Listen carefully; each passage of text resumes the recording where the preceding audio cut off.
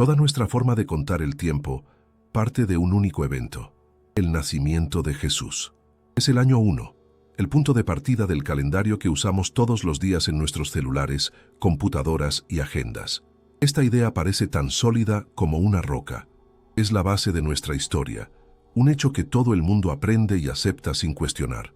Solo que esa base sólida podría ser, en realidad, de arena. Nuestro punto de partida, el año 1, muestra señales de un grave error de cálculo, un fallo que esconde un agujero de al menos 10 años en nuestra línea de tiempo. Nos hemos acostumbrado a confiar en la tradición. La tradición, muchas veces, es solo una historia, una narrativa contada tantas veces que ha acabado por adquirir la apariencia de verdad. Necesitamos desconectar el piloto automático de la tradición y encender la fría e implacable lógica de los datos. Alimentamos a la inteligencia artificial Axioma con todos los documentos históricos disponibles de aquella era, textos sagrados, registros fiscales romanos, crónicas de historiadores y mapas astronómicos. La misión era sencilla: encontrar la fecha exacta del nacimiento del hombre conocido como Jesús. Parecía una tarea fácil. Tenemos dos fuentes primarias que describen el evento, el Evangelio de Mateo y el de Lucas. Le pedimos a Axioma que sincronizara estas dos narrativas con la línea de tiempo real, la de la historia documentada. Fue en ese momento cuando el sistema emitió una alerta crítica, una paradoja temporal que las clases de historia jamás conseguirían resolver. Axioma detectó una fisura en el tejido del tiempo, un abismo de, como mínimo, 10 años de ancho. El primer testigo es Mateo. Su texto afirma, sin lugar a dudas, que Jesús nació en los días del rey Herodes. Ese mismo Herodes, el Grande, un tirano, pero también un constructor brillante. Para que la historia de los magos y de la masacre sea real, Herodes tenía que estar vivo. Este es un ancla histórica. Introdujimos la pregunta en Axioma: ¿cuándo murió Herodes? El sistema rastreó las obras del historiador Flavio Josefo y de forma decisiva la astronomía. Josefo escribe que Herodes murió poco después de un eclipse lunar y antes de la Pascua judía. Axioma modeló los cielos e identificó la fecha. Era un eclipse lunar parcial, visible en Judea en la noche del 12 al 13 de marzo del año 4 a.C. Si Jesús nació durante la vida de Herodes, su nacimiento no pudo haber ocurrido en el año 1. Tendría que haber ocurrido, como mínimo, en el año 5 o incluso 7 a.C. El problema cronológico se agrava con el segundo testigo, el evangelista Lucas. Él nos da otra referencia precisa. El nacimiento ocurrió durante el primer censo, siendo Quirinio gobernador de Siria. Axioma escaneó los registros de Roma. Quirinio solo se convirtió en gobernador de Siria en el año 6 después de Cristo. Ni un día antes. Fue en ese momento cuando Judea pasó al control directo de Roma, y Quirinio llegó para hacer el censo de los bienes de los nuevos súbditos. Ese fue el famoso censo. Esta contradicción no tiene una solución sencilla. Según Mateo, Jesús nació antes de marzo del año 4 a.C. Según Lucas, nació durante un censo que no comenzó antes del año 6 después de Cristo. Entre la muerte de Herodes y el gobierno de Quirinio existe un abismo de 10 años. 10 años de vacío. Jesús no pudo haber nacido en ambos periodos. O nació bajo Herodes, pero el censo de Quirinio no existía. O nació durante el censo, pero Herodes ya llevaba una década muerto. La probabilidad de que estos dos eventos coincidieran es 0. Esto nos lleva al origen de la fecha que usamos hoy. Axioma nos transporta al siglo VI, a un monje llamado Dionisio el Exiguo. Se le encargó crear un nuevo sistema para calcular la fecha de la Pascua, y decidió crear una nueva era, a partir de la encarnación de nuestro Señor. Sus cálculos, sin embargo, contenían errores fatales. Olvidó incluir el año 0 y se confundió con los complejos años de gobierno del emperador Augusto. El resultado fue un error de cálculo de al menos 4 a 7 años. Según las cuentas de Dionisio, Herodes murió 3 años antes del nacimiento del hombre al que supuestamente intentó asesinar. Un absurdo que, por ironía de la historia, se convirtió en el estándar global. La fecha oficial que usamos es una ficción. Un error en esta fecha altera todo el contexto, el propio entorno donde comenzó la historia. La narrativa que conocemos está envuelta en una construcción tardía. Debajo de esa capa existe un núcleo histórico.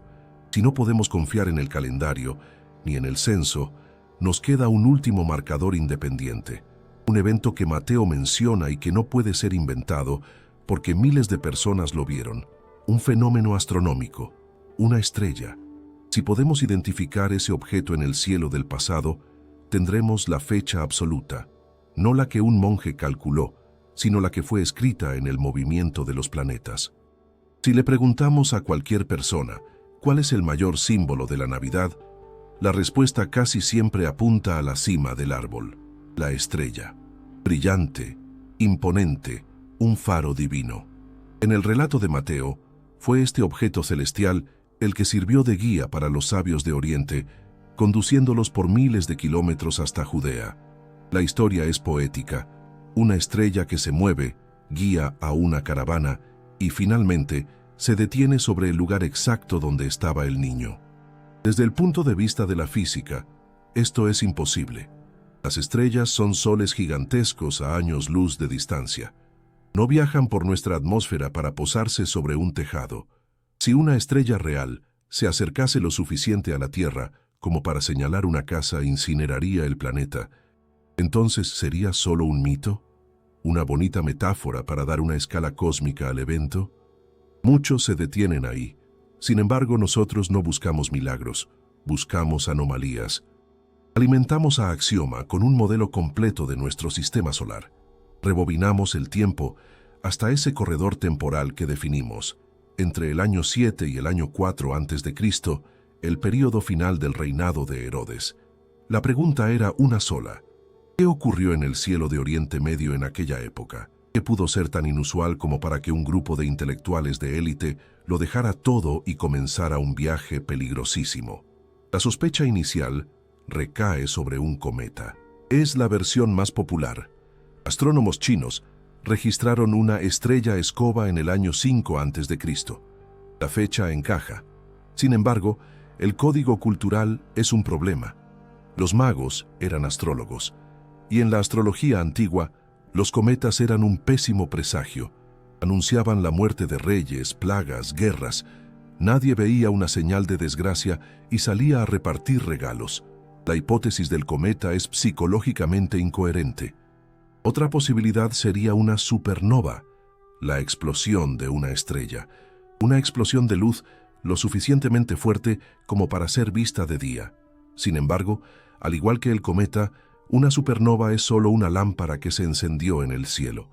Para astrólogos profesionales, se necesitaba un mensaje con sentido, que pudiera traducirse como: un rey ha nacido en Judea, y es más importante que todos los demás. El análisis de Axioma revela una tercera hipótesis, mucho más probable. No se trataba de una estrella, sino de un ballet planetario. En el año 7 a.C. se desarrolló un drama astronómico único, protagonizado por Júpiter y Saturno en la constelación de Piscis. Para los astrólogos babilonios, cada elemento tenía un significado preciso. Júpiter era la estrella real, el símbolo del poder supremo. Saturno, por su parte, era considerado el planeta protector del pueblo judío, y la constelación de Piscis estaba asociada a la región de Palestina. Juntas, estas piezas formaban un mensaje claro. Decía que el rey del pueblo de Judea había nacido en la tierra de Palestina. Esto ya no es un destello, es un telegrama con dirección y título. Pero el evento fue aún más especial. Debido a la mecánica celeste, Júpiter y Saturno se aproximaron en el cielo no una, sino 3 veces a lo largo de ese año. Todo comenzó en mayo, con la señal inicial. Los magos empezaron sus cálculos y preparativos. Meses después, en septiembre, el mensaje se confirmó con toda su fuerza. Los magos ya estaban en camino. Finalmente, en diciembre, el misterio de la estrella que se detuvo se resuelve. Mateo escribe que la estrella se posó sobre el lugar donde estaba el niño. ¿Puede un planeta detenerse? Sí. En el momento en que un planeta, visto desde la Tierra, cambia su dirección de movimiento aparente, parece quedarse inmóvil durante unos días. Es un efecto llamado estacionamiento planetario. En diciembre del año 7 a.C., Júpiter entró en su fase estacionaria. Para un observador en Tierra, efectivamente se detuvo. Y si los magos viajaban de Jerusalén a Belén, un trayecto hacia el sur, el planeta estaría inmóvil en el horizonte sur, exactamente en la dirección de la pequeña ciudad, pura mecánica orbital, interpretada como un milagro. Esto también explica otro detalle extraño. Cuando los magos llegan a Jerusalén y le preguntan a Herodes sobre el nuevo rey, nadie en la ciudad sabe de qué están hablando. Si una supernova hubiera estado rasgando el cielo, todos la habrían visto. Pero el texto dice que Herodes tuvo que llamarlos en secreto para saber el tiempo exacto en que había aparecido la estrella. Esto encaja con la teoría de la conjunción. Para el ciudadano común eran solo dos puntos brillantes cercanos. Solo para los expertos, aquello era un titular cósmico. La estrella no era un faro, era un código. El cielo envió su señal. Para responder a esa llamada, no bastaba con mirar hacia arriba. Habría que cruzar desiertos y montañas, enfrentar peligros y la furia de un rey. Habría que embarcarse en un viaje que, según los cálculos de Axioma, desafiaba la propia supervivencia. Conocemos la imagen. Un hombre guiando un burro, sobre el cual viaja una mujer embarazada, caminando por colinas tranquilas bajo un suave atardecer. Es una de las escenas más pacíficas e icónicas de la Navidad. Axioma ignora la poesía y se enfoca en la física, la geografía y la biología. Introdujimos en el sistema los parámetros de ese viaje: la ruta de Nazaret a Belén, un embarazo de 9 meses, el relieve de Judea y la logística del siglo I, y el resultado de la simulación es impactante. Lo que imaginamos como un paseo romántico fue, en realidad, una marcha por la supervivencia. Una expedición de alto riesgo, con menos del 50% de posibilidades de un final feliz. El primer obstáculo brutal era la distancia. No existe una línea recta entre Nazaret, en Galilea, y Belén, en Judea. Axioma calculó dos rutas posibles. La ruta más corta, por Samaria, era una zona de guerra, unos 120 kilómetros. El problema es que en el siglo I, la relación entre judíos y samaritanos era de hostilidad abierta, un conflicto que podía estallar en cualquier momento. El historiador Flavio Josefo relata ataques y asesinatos de peregrinos judíos en territorio samaritano. Intentar cruzar Samaria con una esposa embarazada sería un acto de locura. La alternativa, mucho más larga, exigía descender hasta el valle del río Jordán, seguir por la orilla este y luego subir las montañas de Judea hasta Jerusalén y Belén. Un recorrido de al menos 150 kilómetros. Para un hombre sano, serían 5 días de caminata. Sin embargo, la velocidad del grupo la dictaba su miembro más lento, una mujer en la última etapa de gestación. El análisis fisiológico muestra que el centro de gravedad desplazado, la hinchazón y el dolor limitarían el ritmo a pocos kilómetros por hora, con paradas constantes. El tiempo real del viaje aumenta a 10, quizás 12 días. 2 semanas en el camino, durmiendo a la intemperie o en carabazares inmundos. ¿Y qué hay del burro? En los evangelios de Mateo y Lucas no hay mención alguna de un burro. Solo aparece siglos después, en otros textos. Pero supongamos que existió. Axioma simuló el impacto físico del viaje para la mujer. Un burro no es un coche con suspensión neumática. Cada paso es un golpe seco, una vibración que se transmite por la columna vertebral. Para una mujer a punto de dar a luz, esa trepidación constante sería una tortura y un riesgo directo de parto prematuro. Ir montada era peligroso, ir a pie era agotador. El tramo final era el peor. La subida desde Jericó, que está bajo el nivel del mar, hasta Belén, en las montañas. Un desnivel de más de 1000 metros en apenas 30 kilómetros, ascendiendo por un desierto rocoso. Para una mujer embarazada, esa escalada era una prueba de resistencia inhumana. El hecho de que llegara a su destino sin dar a luz al borde del camino ya es en sí mismo extraordinario. ¿Por qué? ¿Por qué someterse a semejante riesgo? Lucas dice que fue por el censo. Ya hemos visto que el censo de Quirinio no coincide con las fechas. E incluso si hubiera algún registro local, la burocracia romana no era irracional. La ley exigía que se presentara el cabeza de familia. José podría haber ido solo. Entonces, ¿por qué fue ella? La inteligencia artificial sugiere una razón mucho más humana, basada en el análisis social de la época. María quedó embarazada antes del matrimonio. En una aldea pequeña como Nazaret, donde todos se conocen, eso era un escándalo, una marca de vergüenza.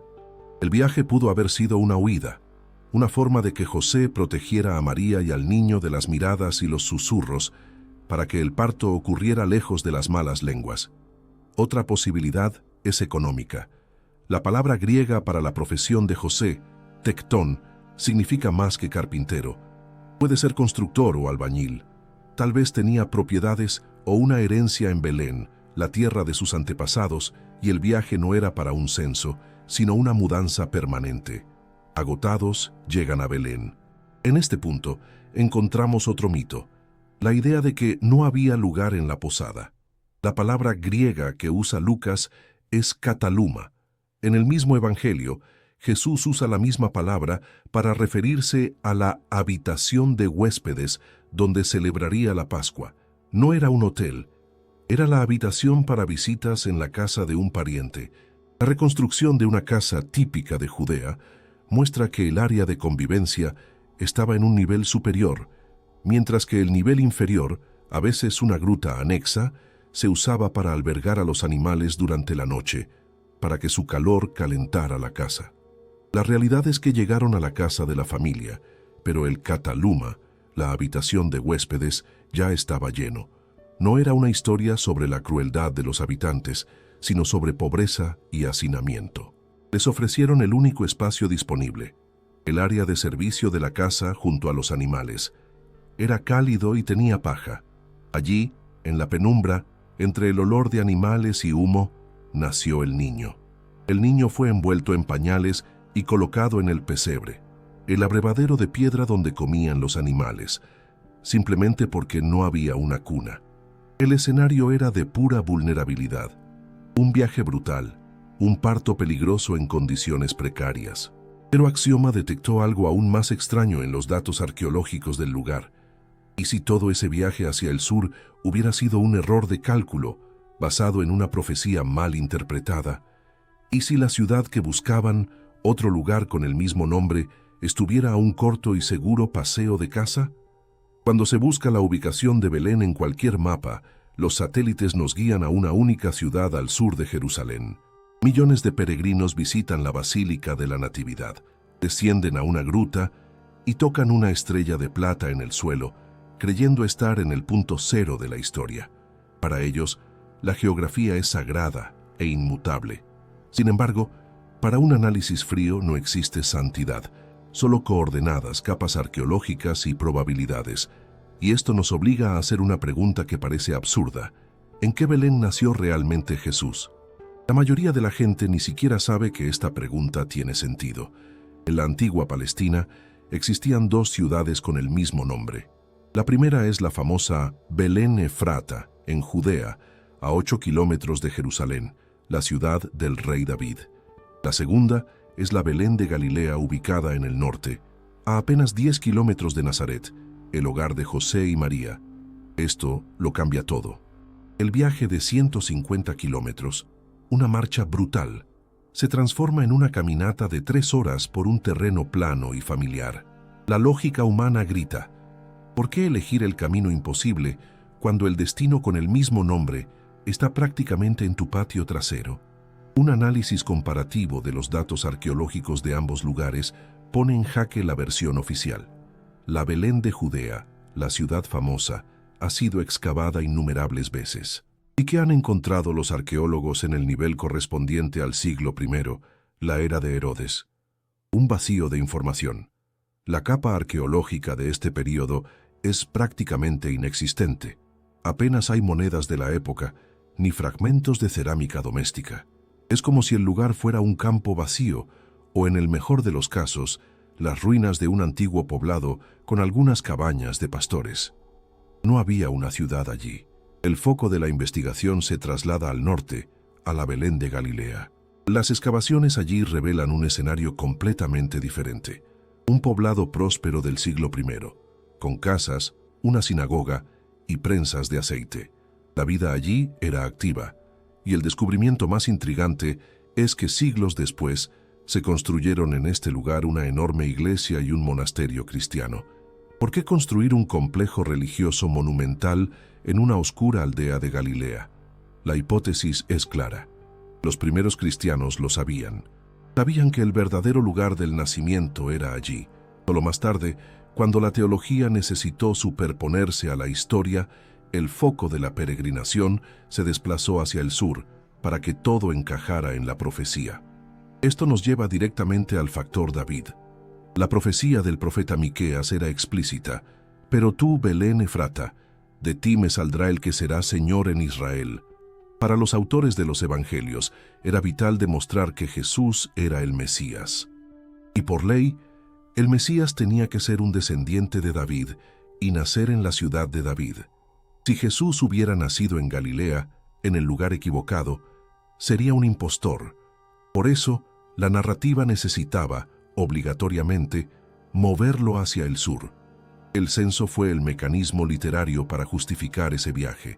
La geografía fue rediseñada para servir a la teología. Sin embargo, hay una capa aún más profunda. Cerca de la Belén de Judea existía un lugar llamado Migdal Eder, la torre del rebaño. Antiguos textos judíos decían que el Mesías se revelaría allí. ¿Y qué era esa torre? Era el lugar donde pastaban rebaños muy especiales, los corderos destinados a los sacrificios en el templo de Jerusalén. Los pastores que cuidaban de estos rebaños eran casi como sacerdotes. Había un procedimiento riguroso. Cuando nacía un cordero sacrificial, era inmediatamente envuelto en pañales para que no se lastimara y colocado en un pesebre limpio. Miren la historia de la Navidad a través de esta lente. Un bebé, envuelto en pañales, acostado en un pesebre. Y los primeros en recibir la noticia son los pastores de los rebaños del templo. Para cualquier persona de aquella época, la imagen era instantánea y poderosa. No nació solo un rey, nació el Cordero de Dios, aquel que sería ofrecido en sacrificio. Esta metáfora teológica era tan fuerte que los evangelistas necesitaban vincular el nacimiento a la Belén de Judea. Aunque históricamente el evento haya ocurrido en Galilea, la verdad espiritual exigía el escenario del sur. El lugar está definido, ya sea por la historia o por la profecía. El escenario, por sí solo, no hace la historia. Faltan los personajes que transformaron un nacimiento rural en una crisis internacional. Faltan los misteriosos visitantes que vinieron de Oriente. Si entras en cualquier tienda en la época de Navidad, los encontrarás. 3 figuras con trajes lujosos, montadas en camellos, siguiendo una estrella. La tradición les ha dado nombres: Gaspar, Melchor y Baltasar, y los ha convertido en reyes de tierras lejanas. Es la parte más pacífica e internacional del pesebre. Pero el análisis del texto original de Mateo, cruzado con el mapa geopolítico del siglo I, revela una verdad mucho más tensa y peligrosa. Los hechos históricos muestran otra realidad. El texto original no dice que eran 3, solo menciona 3 tipos de regalos. Los donantes podrían haber sido 10 o 50. El texto no dice que fueran reyes, y sus nombres solo aparecieron 800 años después. Mateo usa una palabra griega específica: magoi, magos, y no eran magos de cuentos de hadas. La palabra nos lleva directamente a la antigua Persia, donde los magos formaban la casta de sacerdotes zoroastristas. Eran la élite intelectual y religiosa del Imperio Parto, la superpotencia que rivalizaba con Roma. Más que eso, formaban parte del consejo que tenía el poder de elegir y de poner reyes. Los magos eran hacedores de reyes. El escenario a finales del siglo I a.C. era de tensión absoluta. El mundo estaba dividido. Por un lado, el Imperio Romano. Por el otro, el Imperio Parto, la única nación que Roma nunca pudo conquistar. Entre ellos, una tensa zona de contención que incluía a Judea. La relación entre los dos imperios Era un conflicto a punto de estallar. Herodes, el rey de Judea, era un vasallo de Roma, un perro guardián en la frontera este, y vivía en un estado de paranoia constante ante la amenaza parta. En este escenario explosivo llegan los magos de Oriente. Una pequeña caravana de sabios con sacos de oro no habría sobrevivido ni 10 kilómetros. Una delegación de este nivel viajaba con una fuerte escolta militar. No era un pesebre, era una incursión. Una delegación oficial parta, con decenas, quizás cientos de jinetes, llegando a las puertas de Jerusalén. Por eso Mateo escribe una frase que solemos ignorar. El rey Herodes se turbó y toda Jerusalén con él. La ciudad no quedó maravillada. Entró en pánico, porque un ejército parto estaba a sus puertas. La gente pensó que la guerra había comenzado. Los magos entran en la ciudad y hacen la pregunta más provocadora posible directamente a Herodes. ¿Dónde está el rey de los judíos que ha nacido? Herodes también usaba ese título, pero se lo había comprado a Roma. Él no era de linaje real. La pregunta de los partos era una bofetada diplomática, una declaración de que no reconocían la legitimidad de Herodes y que estaban allí para apoyar al verdadero heredero. Era una interferencia directa en la política local, respaldada por una superpotencia enemiga. Herodes, un psicópata pero no un tonto, no podía simplemente ejecutarlos y comenzar una guerra que no podría ganar. Jugó el juego de la diplomacia pidiéndoles que le avisaran cuando encontraran al niño, para que él también pudiera adorarlo, un eufemismo para un golpe de daga. Los magos encuentran a la familia y entregan sus regalos. Eran oro, incienso y mirra. La tradición los interpreta como símbolos. Sin embargo, en la práctica, eran capital. El incienso y la mirra eran resinas aromáticas que, en la antigüedad, valían más que el oro. Se usaban como medicamentos y eran una moneda fuerte y convertible. Los magos no dieron recuerdos. Entregaron la financiación para una operación de huida. Proporcionaron los recursos para que la familia sobreviviera como refugiada en Egipto. Además, el acto de regalar a un pretendiente al trono en suelo extranjero era un reconocimiento formal de su soberanía. Partia había hecho su apuesta. Entonces, simplemente desaparecen. Advertidos en sueños de no volver a Herodes, regresaron a su tierra por otro camino. Esto no fue un desvío casual, fue una infiltración planeada.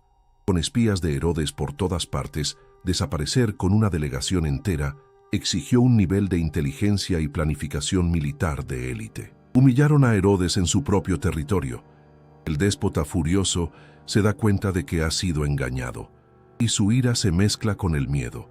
En algún lugar cerca de su capital, crece un niño con el sello de aprobación del imperio parto, una amenaza política que no puede ignorar, y un tirano humillado y acorralado es la cosa más peligrosa del mundo. La historia de la Navidad tiene un capítulo oscuro, un pasaje que la mayoría de las canciones y tarjetas prefieren ignorar. Después de que los magos engañan al rey, él, ciego por la furia, ordena a sus soldados que maten a todos los niños de Belén menores de 2 años. Es una escena de terror absoluto. Para muchos, es aquí donde la historia se convierte en leyenda. El argumento de los escépticos es fuerte. ¿Cómo es que una masacre de niños, por pequeña que fuera, no fue registrada por ningún historiador de la época, especialmente por Flavio Josefo, que odiaba a Herodes y documentó sus crímenes en detalle? La ausencia de un cuerpo en un proceso penal no prueba la inocencia del acusado. Para entender la masacre, es necesario analizar el perfil del principal sospechoso. Herodes el Grande. No era un simple tirano, era un genio administrativo y uno de los mayores constructores de la antigüedad. Erigió ciudades, puertos y fortalezas, y reconstruyó el templo de Jerusalén a una escala magnífica. Pero bajo el genio vivía un monstruo alimentado por un profundo complejo de inferioridad. Herodes no era judío de sangre noble. Era un idumeo descendiente de un pueblo forzado a convertirse. Sabía que la élite religiosa de Jerusalén lo despreciaba, viéndolo como un usurpador extranjero en el trono de David.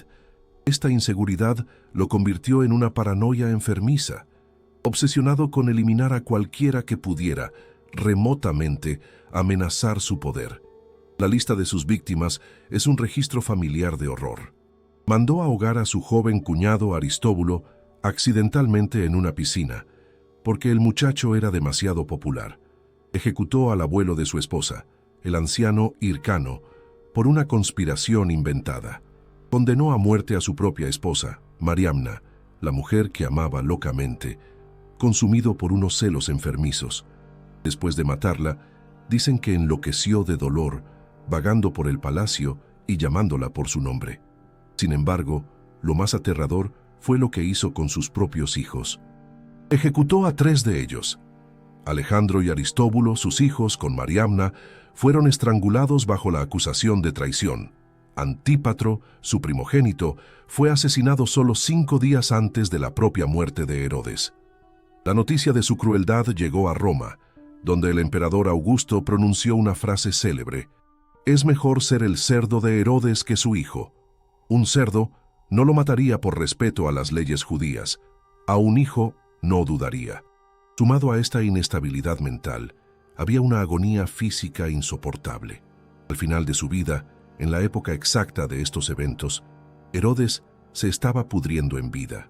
Los relatos describen una enfermedad terrible, probablemente una combinación de insuficiencia renal y una infección gangrenosa. Sufría de dolores constantes y alucinantes. El dolor crónico destruye la psique humana, aniquila la empatía y alimenta la agresividad. Herodes no era solo un tirano, era un animal herido atacando todo a su alrededor. La prueba definitiva de su estado mental es el plan que trazó para su propio funeral. Sabiendo que nadie lloraría por él, ordenó que los hombres más nobles de Judea fueran reunidos en el hipódromo de Jericó.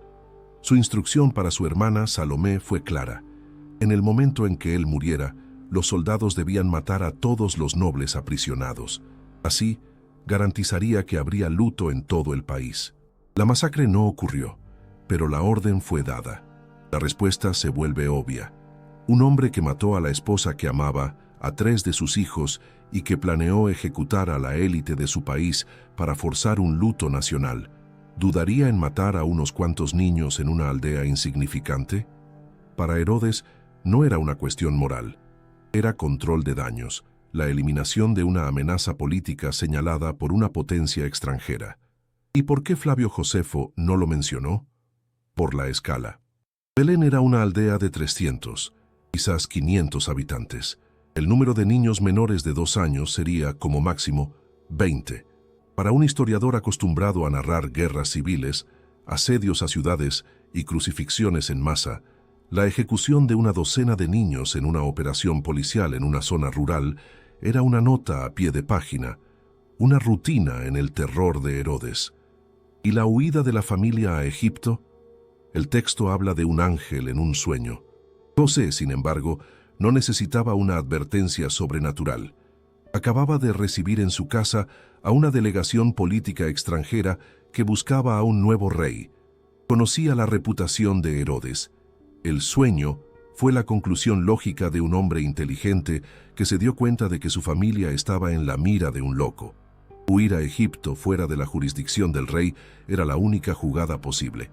Escaparon de la espada del tirano. Pero su historia comenzó con una palabra, una profecía que por un detalle de traducción cambió el mundo. Toda la estructura mística de la Navidad, la idea que la diferencia de cualquier otra historia, descansa sobre una única palabra, virgen. El concepto de un nacimiento sin intervención humana es el milagro central. Y si este milagro fuera en realidad el resultado de una antigua dificultad de traducción, una elección hecha en una biblioteca polvorienta 300 años antes del evento.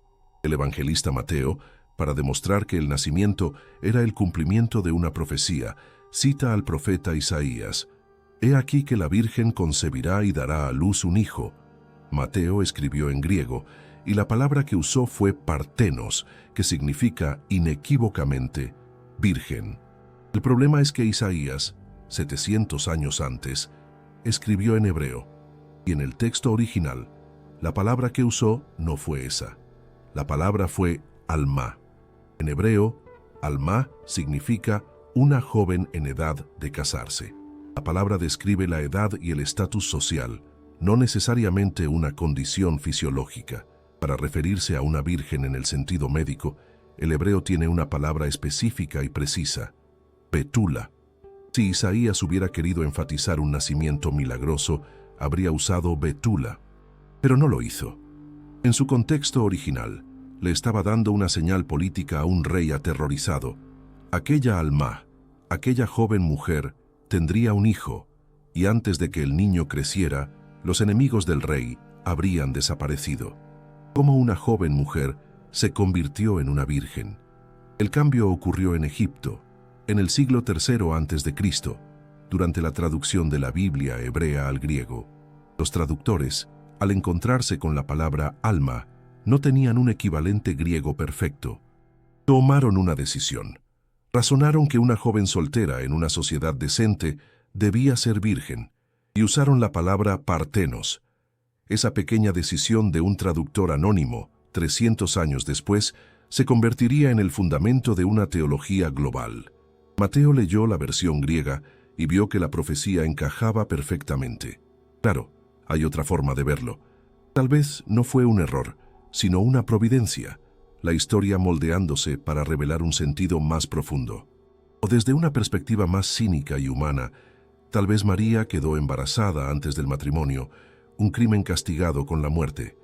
Presentar el embarazo como el cumplimiento de una profecía, aunque se basara en una traducción imperfecta, sería la única manera de proteger su vida y la del niño. La lingüística nos deja en una encrucijada. La ciencia, sin embargo, puede darnos una última pista, una que redefine la fecha de la historia. Lucas dice que en la noche del nacimiento había pastores en el campo que velaban y guardaban las vigilias de la noche sobre su rebaño. Nos hemos acostumbrado a imaginar esta escena bajo la nieve, en el frío de diciembre, pero la climatología de Judea lo hace imposible. Belén se encuentra en una región montañosa. En diciembre, las noches son heladas, lluviosas y a veces nieva. Ningún pastor dejaría su rebaño a la intemperie en esas condiciones. Los animales se quedaban en refugios.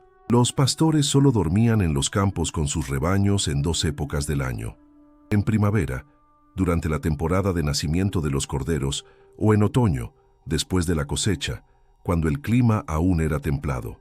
Y el otoño encaja perfectamente. La segunda conjunción de Júpiter y Saturno, la gran señal en el cielo, ocurrió en septiembre. Esta época coincide con la fiesta judía de Sukkot, la fiesta de los tabernáculos. Durante Sukkot, peregrinos de todo el país abarrotaban Jerusalén y sus alrededores, lo que explica perfectamente por qué no había lugar en la habitación de huéspedes. Hemos limpiado la pantalla, y lo que vemos ahora es más nítido, más real y en cierto modo más impresionante que la leyenda. Miren el escenario completo, una alineación planetaria rarísima que ocurre una vez cada 800 años. Sucede exactamente cuando las profecías judías alcanzan su punto de ebullición. Una delegación de la superpotencia enemiga de Roma arriesga una guerra para reconocer a un pretendiente al trono en un reino vasallo.